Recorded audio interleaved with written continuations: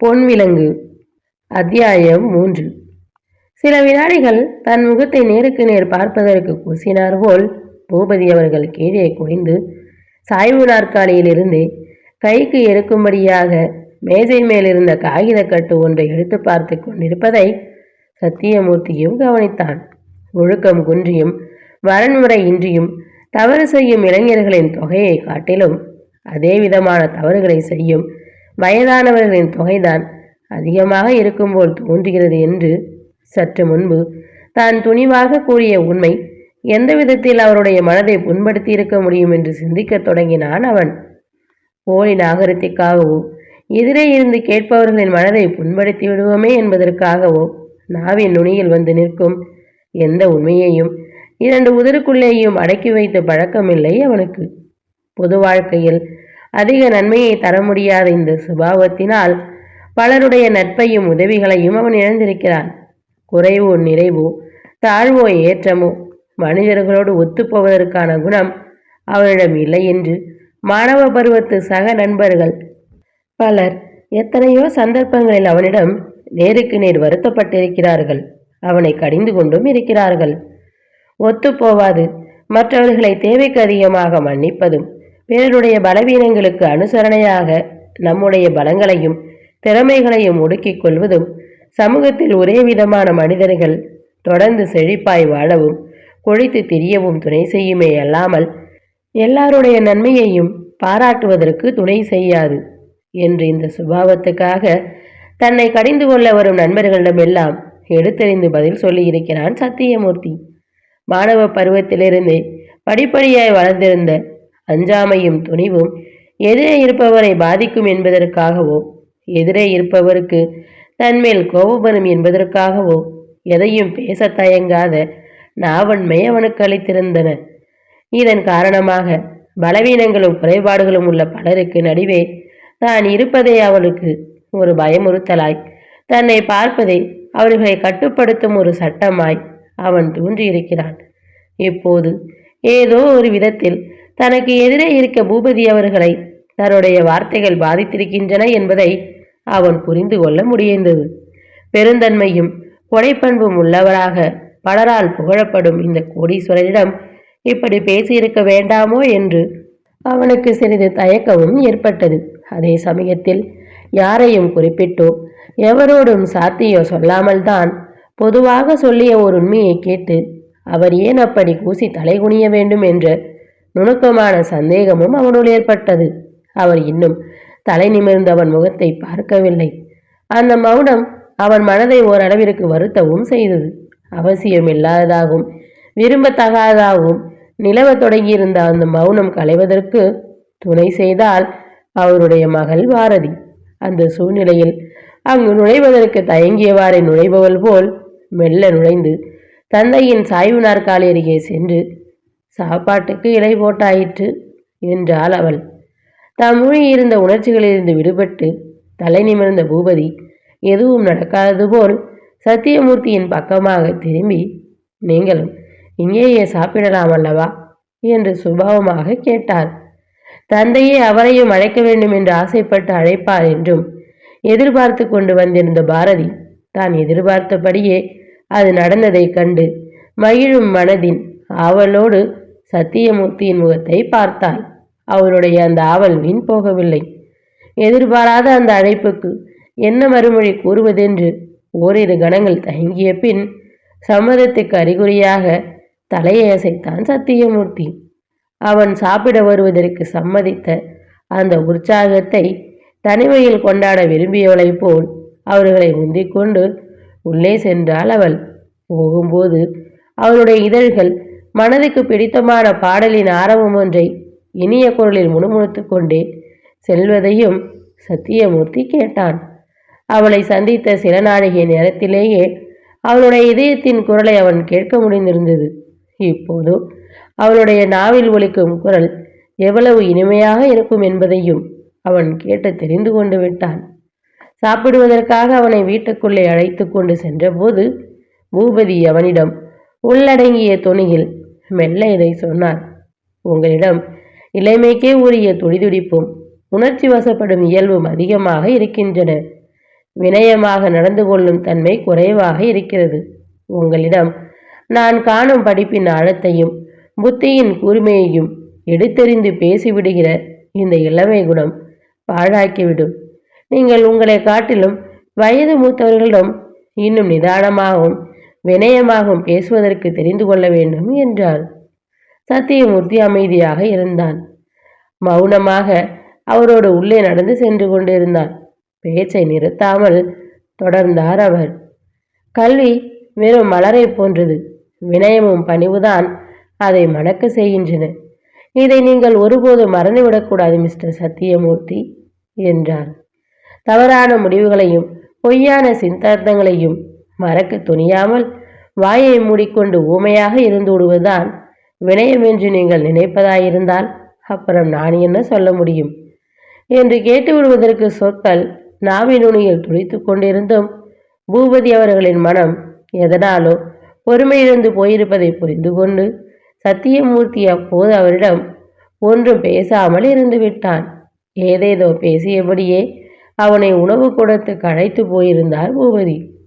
உள்ளே நடந்து செல்ல செல்ல இடமும் மலைகளும் கூடங்களும் முடிவற்று வளர்ந்து கொண்டே இருப்பது போல் பிரம்மை தட்டும் அளவுக்கு பெரியதாயிருந்தது அந்த வீடு. உணவு கூட்டத்து சுவர்களில் கொத்து கொத்தாக பழங்களையும் மலர்களையும் மறைந்த மேலை நாட்டு வண்ண ஓவியங்கள் வரிசை வரிசையாக மாட்டப்பட்டிருந்தன. மென்மையான இளநீல வண்ணம் பூச பெற்று சுவர்கள் கண்ணாடி போல சுத்தமாகவும் பளீரென்றும் இருந்தன. நடுவாக வெளரென்று தூய விரிப்புடன் நீண்டு கிடந்த சாப்பாட்டு மேசையில் அலங்காரமான கண்ணாடி குடுவைகளில் மலர்கொத்துகள் சொருகி பற்றி இருந்தன. ஆனால் மொத்தத்தில் அத்தனை அழகும் அத்தனை ஆடம்பரமும் அவற்றுக்கும் சிறிதும் பொருத்தமில்லாததோர் மாபெரும் அமைதியில் மூழ்கி கிடந்தது. அவ்வளவு பெரிய உணவு கூடத்தில் ஒரு ஓரமாக தரையில் 3 மனை பலகைகளை இட்டு இலை போட்டிருப்பதை காண என்னவோ போல் இருந்தது. சத்தியமூர்த்தியும் பூபதியும் மனையில் உட்கார்ந்து கொண்டார்கள். சமயக்காரரோடு சேர்ந்து அந்த பெண்ணும் பரிமாறினாள். நீ எதற்காக சிரமப்படுகிறாய் அம்மா, நீயும் உட்கார்ந்து கொள்ளேன் என்றார் பூபதி. அவள் அதை கேட்கவில்லை. உற்சாக மிகுதி சிறிதும் குறையாமல் வண்டு போல் பறந்து பரிமாறினாள் அந்த பெண். குளிர் பிரதேசமாகையால் விழுதாக உறைந்து கிடந்த நெய் வெள்ளி ஸ்பூனில் இருந்து இலையில் விழாமல் போகவே அவள் ஓங்கி உதறிய போது நெய்யோடு ஸ்பூனும் சேர்ந்து சத்தியமூர்த்தியின் இலையில் விழுந்து வைத்தது. நன்றாக இருக்கிறதம்மா நீ பரிமாறுகிற அழகு. இதுவரை நெய்யை மட்டும் சாப்பிட சொல்கிறாயா, ஸ்பூனையும் சேர்த்து விழுங்க சொல்கிறாயா என்று சொல்லி சிரித்தார் பூபதி. மன்னியுங்கள், நெய் இலகவில்லை என்று சொல்லிவிட்டு வேறு ஸ்பூன் எடுத்து வருவதற்காக அவள் உள்ளே சென்றபோது நெய் இலகாததற்காக வருத்தப்படுகளுடைய மனம் தனக்காக இலகி இருப்பதை புரிந்து கொண்டு அந்தரங்கமாக மகிழ்ந்தான் சத்தியமூர்த்தி. நெய் விழுது இலையில் விழுவதற்காக ஸ்பூனை ஓங்கிய போது அப்படி ஓங்கிய கையில் களிரென்று குலுங்கி ஓய்ந்த வளையல்களின் ஒளி இன்னும் அவன் செவிகளில் இனியதோர் பண்ணாக இசைத்து கொண்டிருந்தது. உடல்நல குறைவினால் பூபதி சரியாக சாப்பிடவே இல்லை. இலையில் உட்கார்ந்ததற்காக ஏதோ சாப்பிட்டோம் என்று பெயர் செய்து முறையே கழித்தார். ஆனாலும் சத்தியமூர்த்தி சாப்பிட்டு முடிகிற வரையில் அவனோடு உடனமர்ந்திருந்தார் அவர். சாப்பாட்டுக்கு பின்பும் பூபதி அவர்களோடு முன்பக்கத்து அறைக்குள் வந்து சிறிது நேரம் மெதுவாக பேசிக்கொண்டிருந்தான் சத்தியமூர்த்தி. மலை பிரதேசமாகையால் திடீரென்று அந்த நடுப்பகல் வேளையிலும் மழை தூர தொடங்கியது.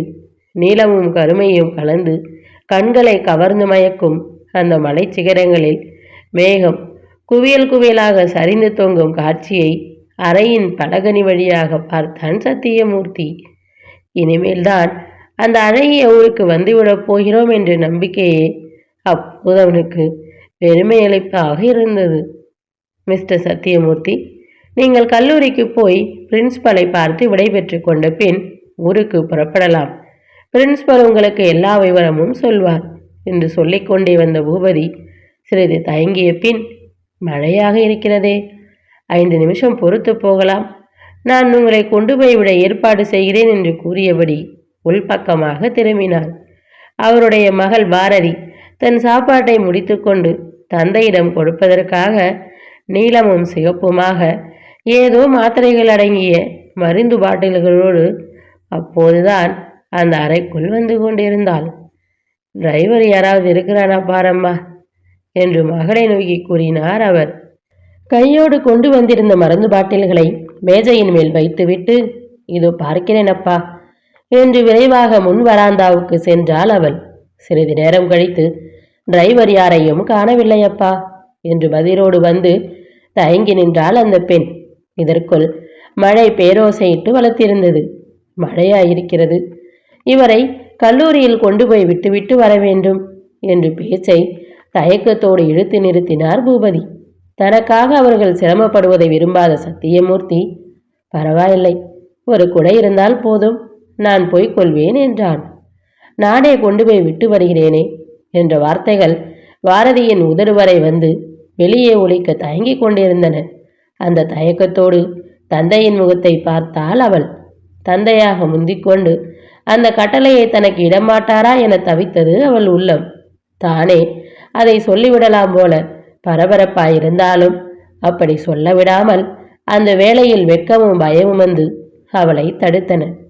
கையில் சூட்கேஸையும் எடுத்துக்கொண்டு இந்த மழையில் இவரால் எப்படி குடையில் போக முடியும் என்று அந்தரங்கமாக கவலைப்பட்டாள் அவள். 4-5 நிமிடம் மகளை தவிக்க செய்த பின் அந்த கேள்வியை மெல்ல அவளிடமே கேட்டார் பூபதி. நீயே கொண்டு போய் விட்டு வருகிறாயாமா என்றார். இந்த வார்த்தைகளை தந்தையிடமிருந்து எதிர்பார்த்தே அந்த வினாடி வரை தவித்து தவமிருந்தவளைப் போல அவசியம் செய்கிறேன் அப்பா என்று பதில் சொல்லிக்கொண்டே ஷெட்டில் இருந்து காரை வெளியே எடுத்து வர விரைந்தாள் அவள். மிக அதிகமாய் நெகிடும் அந்த அன்பை மறுத்துவிட நினைத்தும் அப்படி மறுக்க முடியாமல் பேசாமல் இருந்தான் சத்தியமூர்த்தி. பூபதி இருக்கையிலிருந்து எழுந்து அவனுக்கு விடை கொடுத்து அனுப்புகிற பாவனையில் அவனோடு முன்பக்கமாக சிறிது தொலைவு நடந்து உடன் வந்தார். உங்களைப் போல் ஆர்வமிக்க இளைஞர் ஒருவரை சந்தித்ததில் எனக்கு மிகவும் மகிழ்ச்சி. பிரின்ஸ்பலிடம் உங்கள் சர்டிபிகேட்டுகளின் ஒரிஜினல்கள் எல்லாம் கொடுத்துவிட்டு செல்லுங்கள்.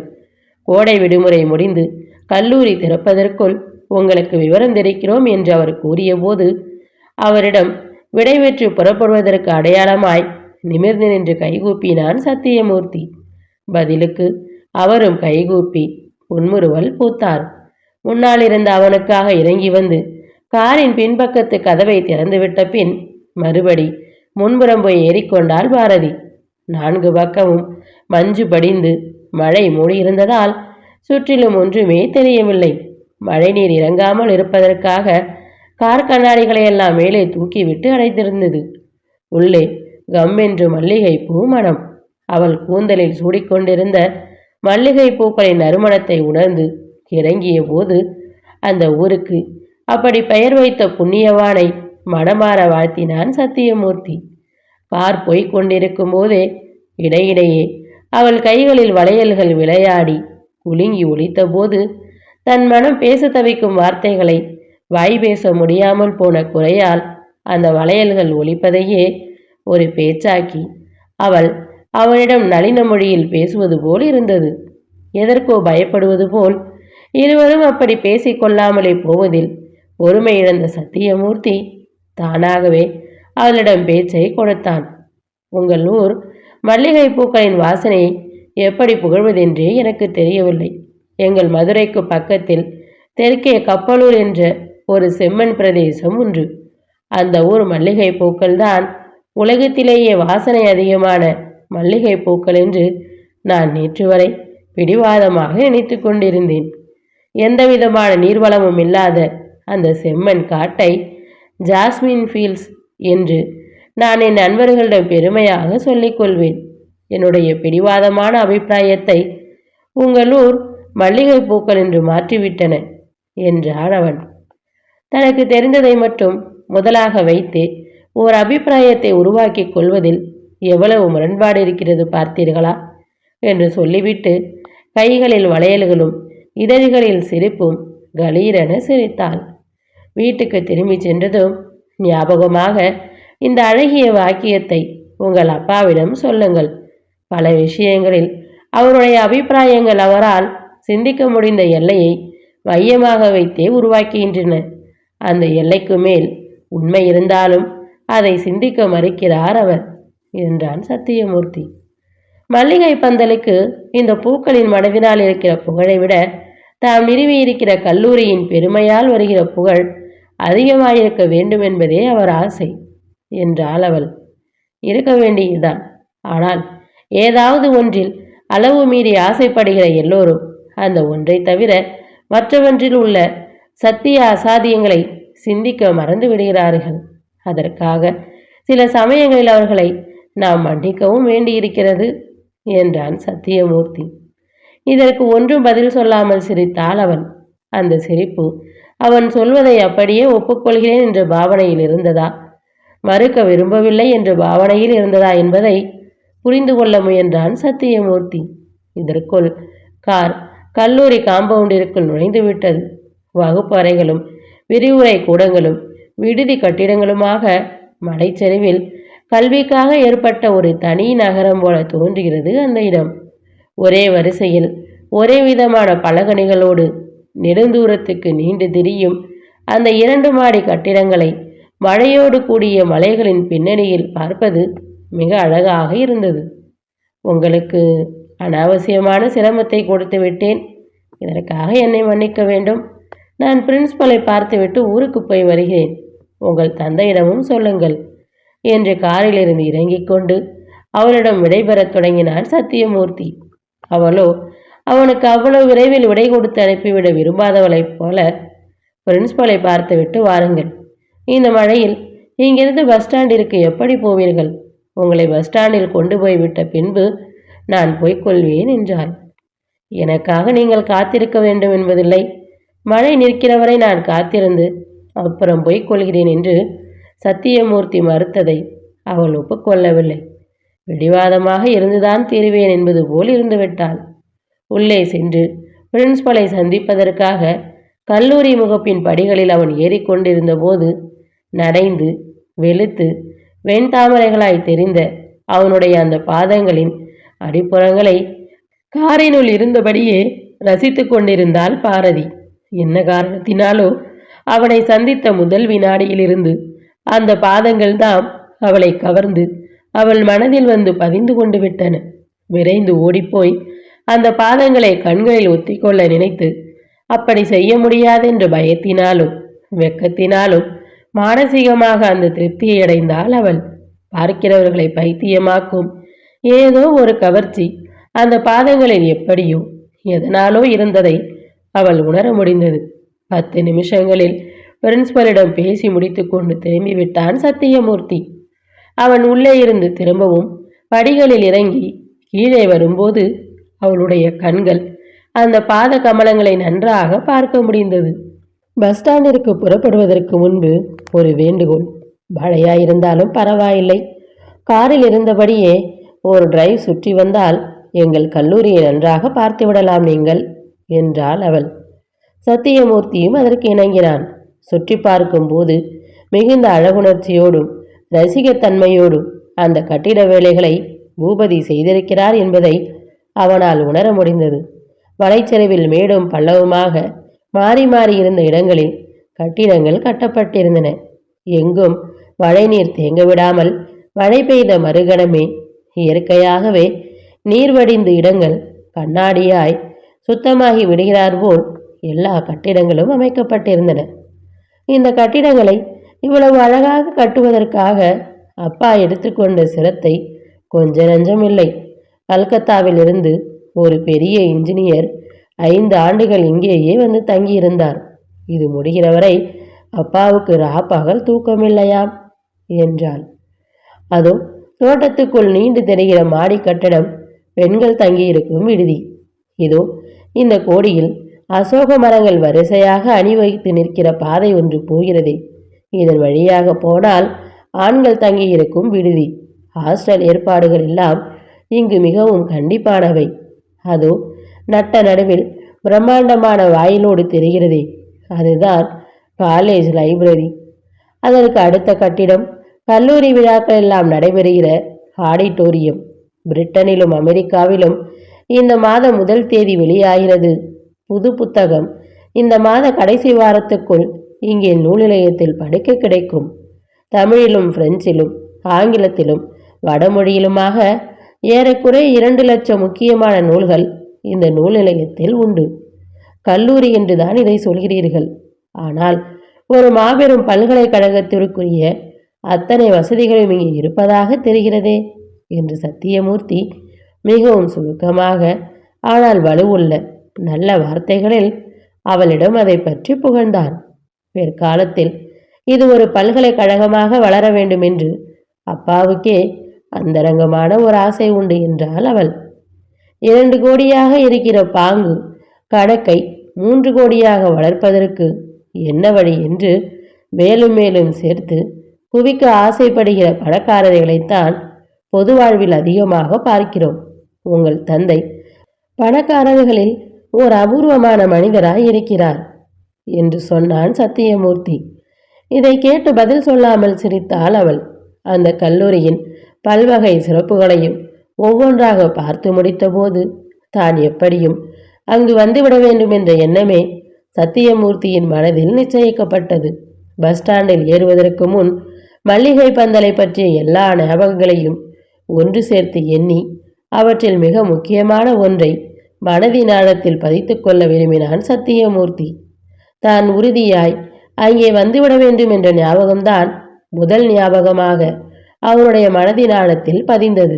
மகிழ்ச்சி பூத்து மலரும் அந்த பெண்ணின் கண்கள் 2வது ஞாபகமாக வந்து பதிந்தன. பஸ்ஸில் ஏறிக்கொள்ளும் முன் அந்த பெண்ணிடம் நிறைய சொல்லி விடைபெற்று கொண்டான் அவன். அப்போது அவன் வியப்படையும்படியான ஒரு பேச்சை இருந்தார் போல் இருந்து அவள் அவனிடமே தொடங்கினாள். பேச்சு திடீரென்று ஆரம்பமான காரணத்தால் அவள் தன்னிடம் ஞாபகப்படுத்த விரும்புவது என்ன என்பதை புரிந்து கொள்ளவே அவளுக்கு சில வினாடிகள் ஆயின. நீங்கள் கூறிய பாடலில் வந்த ஊமையின் அழகு இப்போதுதான் நன்றாக புரிகிறது சார்.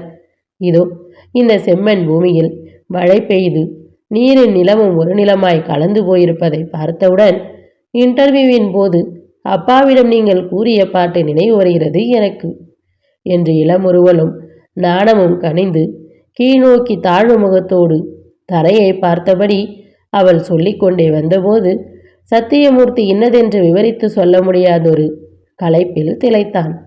ஈரத்தில் சொதவென்றாயிருந்த அந்த இடத்தின் செம்மண் பூமியை பார்த்தான் அவன்.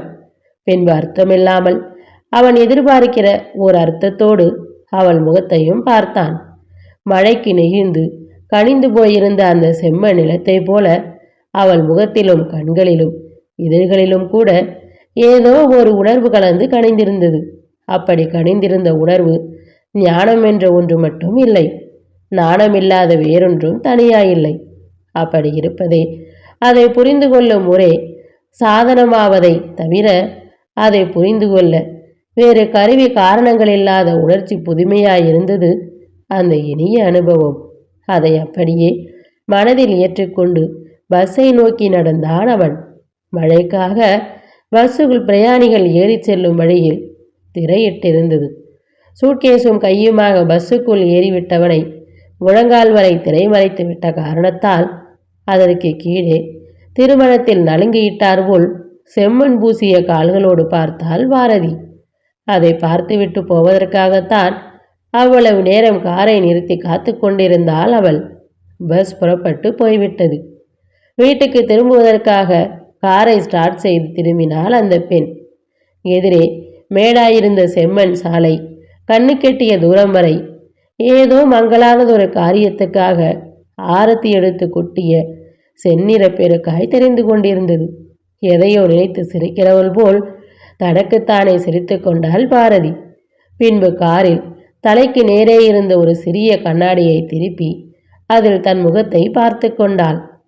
ஆரம்ப வரிக்கு மேலே என்னவென்று தெரியாதும் ஆரம்பத்தை மட்டுமே திரும்ப திரும்ப பாடிக்கொண்டிருந்தால் கூட மகிழ்ச்சி தரக்கூடியதுமான பாட்டு ஒன்று அவள் இதழ்களில் இழைந்து இசைத்து ஒலித்தது.